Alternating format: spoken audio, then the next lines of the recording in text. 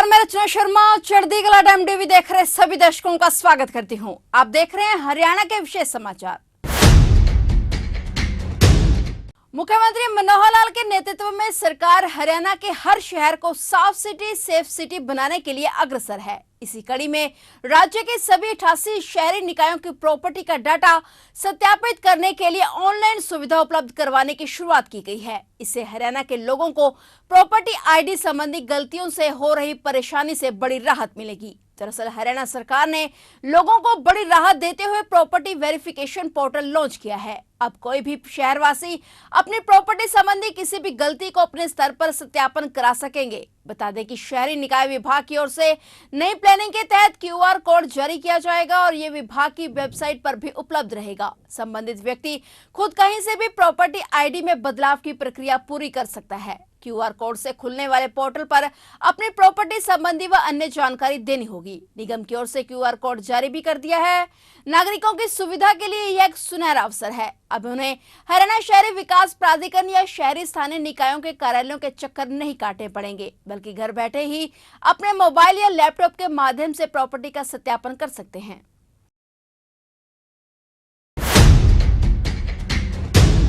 पुराने समय से ही संतों और महापुरुषों की शिक्षा व संदेश चले आ रहे हैं। संतों महात्माओं का स्थान हमेशा से ही ऊंचा रहा है। संतों महात्माओं की विचारधारा पर चलकर मनुष्य बुरे कर्मों को त्याग कर अच्छे कर्मों को अपने जीवन में उतारता है। संतों की विचारधारा को जन जन तक पहुंचाने के लिए सीएम मनोहर लाल और उनकी सरकार द्वारा शुरू की गई संत महापुरुष विचार सम्मान एवं प्रसार योजना सही मायने में धरातल पर नजर आ रही है। हरियाणा सरकार महापुरुषों की जयंतियों पर कई प्रकार की घोषणा करती है, जिन्हें सरकार कम से कम समय में पूरा करने का प्रयास कर रही है। संतों महात्माओं को याद रखने और उनके द्वारा दी गई शिक्षा का प्रचार प्रसार करने के लिए उनकी जयंतियां मनाई जाती हैं। इसी कड़ी में 11 दिसंबर 2022 को सीएम मनोहर लाल ने करनाल जिले में भगवान परशुराम महाकुंभ के दौरान चिरंजीवी भगवान परशुराम जी के नाम पर डाक टिकट जारी करने का ऐलान किया था। डाक टिकट जारी करने की घोषणा के बाद से ही मनोहर लाल सरकार ने इस पर कार्य करना शुरू कर दिया था। परिणाम स्वरूप सीएम मनोहर लाल द्वारा की गई घोषणा के तहत डाक टिकट जारी करने का कार्य पूरा कर लिया गया है और हाल ही में सीएम मनोहर लाल ने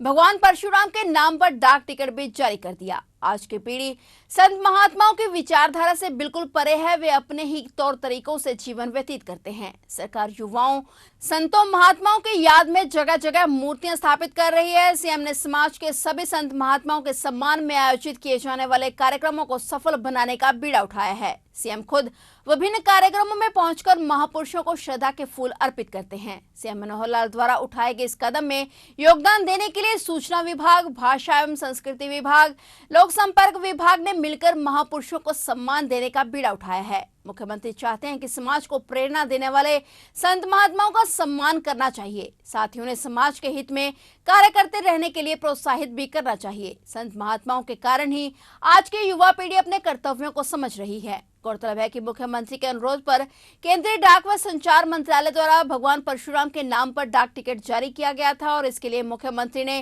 केंद्रीय रेल एवं संचार, इलेक्ट्रॉनिक्स और सूचना प्रौद्योगिकी मंत्री अश्विनी वैष्णव को पत्र लिखकर भगवान परशुराम के नाम पर टिकट जारी करने के लिए उनका धन्यवाद किया था।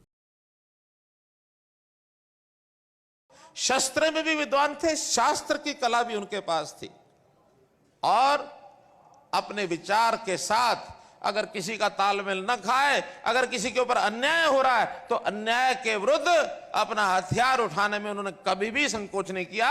बड़े से बड़ा उन्होंने ऐसा कर्म कर डाला जो आज हमारे लिए आदर्श के रूप में, सिद्धांत के रूप में जिसको हम अपना सकते हैं।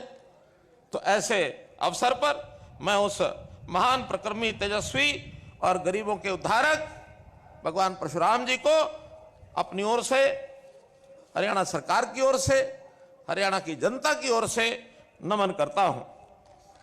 भाइयों बहनों, अपनी परंपरा संत समाज की रही है। बहुत महात्मा लोग ऐसे आए हैं जिन्होंने हमको विचार दिया, शिक्षा दी, संस्कार दिया, रहने सहने की कला सिखाई। एक सुखी जीवन कैसे बने, शांत प्रिय माहौल कैसे रहे, इसके लिए समाज की बुराइयों को दूर करने का काम सबने किया।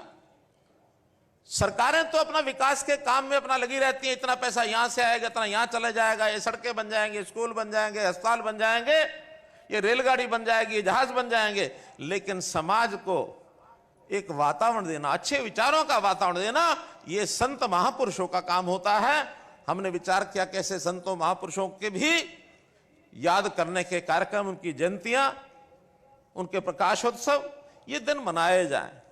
चाहे फिर वो महर्षि वाल्मीकि जी, गुरु रविदास जी, भगत कबीर जी, गुरु गोविंद सिंह जी, गुरु नानक देव जी, गुरु तेग बहादुर जी, बंदा बहादुर सिंह जी, महर्षि कश्यप जी, और चाहे भगवान परशुराम जी।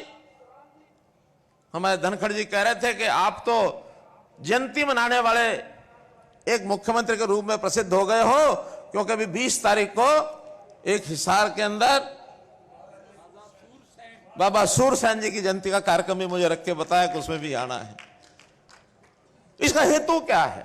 हेतु यह है कि महापुरुषों को बार बार याद करने से हमारे जीवन की कुछ कमियां दूर होती हैं, इसलिए हम उनको याद करते हैं। और इस काम में सरकार ने योजना बनाई है कि संत महापुरुष विचार मान सम्मान के जो कार्यक्रम हैं, ये योजना है, इसको हम लगातार करते रहेंगे। इसका अभाव था, इसको हम दूर कर रहे हैं, इस ओर आगे बढ़ रहे हैं। और मुझे इस बात की खुशी है कि जो ब्राह्मण समाज है, भगवान परशुराम जी के चिन्हों पर चलने वाला, जैसे कहा कि कुछ जन्म और जाति से पहचान नहीं होती है ब्राह्मण समाज की। ब्राह्मण समाज जैसा एक शब्द का अर्थ अगर निकाला जाए, ब्रह्म जानाति ब्राह्मणः, जो ब्रह्म को जानता है वो ब्राह्मण है। जो भगवान के दर्शन करा सके वो ब्राह्मण है। ब्राह्मण को ज्ञान है, ज्ञान भक्ति भाव वो सिखाता है, सदाचार वो सिखाता है, शिक्षित वो करता है, कुशलता वो सिखाता है। बहुत से ऐसे गुण होते हैं व्यक्ति के, उन गुणों को आगे बढ़ाने के लिए और समाज को एक दिशा देने का काम ये हमारा समाज करता है। और हां, अन्याय के साथ लड़ाई का काम भी भगवान परशुराम जी की सोच की देन है। अन्याय सहन नहीं करना है। जीवन के अंदर वर्गों का संघर्ष चलता रहता है, तो अन्याय के प्रति सचेत होकर के उसका मुकाबला करना। आखिर तो हमारे देश की आजादी जब हमने प्राप्त की तो कितने ही लोगों ने उसके अंदर संघर्ष करके अपने जीवन का बलिदान दिया। वीर सावरकर जी का नाम ले लो, मंगल पांडे के जैसे नाम की बात आई, कितने ही महापुरुष इस काम में आगे रहे। ब्राह्मण समाज के भी वीर जवानों का, बलिदानियों का बहुत बड़ा योगदान उसमें रहा है, उसमें कोई कमी नहीं रही है। तो मैं समझता हूं ब्राह्मण समाज का दर्जा समाज में एक ऊंचे दर्जे के नाते जो रखा गया है, उस दर्जे को हम सब मेंटेन रखेंगे और उस दिशा में आगे चलते रहेंगे। ज्ञान, धैर्य, उच्च चरित्र, मानव मात्र के कल्याण की जो बात है, ये लगातार हम करते रहेंगे। तो मित्रों भाइयों, आज भी समाज के अंदर बहुत सी कुरीतियां हैं। इन कुरीतियों को समाप्त करने के लिए अगर सबसे आगे आना होगा तो अपने इस समाज को आना होगा। चाहे वो दहेज प्रथा है, चाहे वो भ्रूण हत्या जैसी, ऐसा एक लोगों ने कुछ इस प्रकार से कुछ कुक्रम करते रहे हैं, जिसको सरकार भी सख्ती से और जो लड़ाई लड़ रही है। तो इस प्रकार से हम धर्म की रक्षा करने के लिए सब बुराइयों को हमने मिटाना है। इसी प्रकार से जैसे नशाखोरी, ये नशाखोरी भी जो है, ये बहुत बड़ा एक अभिशाप ये हमारे समाज में लगा है। इस पर भी हमको कमर कसनी है, आगे बढ़ना है। आज जैसा मैंने बताया कि खालसा पंथ की नींव रखते समय और उसमें स्थापना में पहले जो 2 शहादत दी गई थी, भाई मतीदास जी, भाई सतीदास जी, ये ब्राह्मण थे। गुरु तेग बहादुर जी के साथ इन्होंने शहादत दी थी। और आज करनाल वासियों की एक मांग भी मेरे पास आई थी कि क्या भाई मतीदास सतीदास जी के नाम से कोई एक चौक का नाम रखा जा सकता है।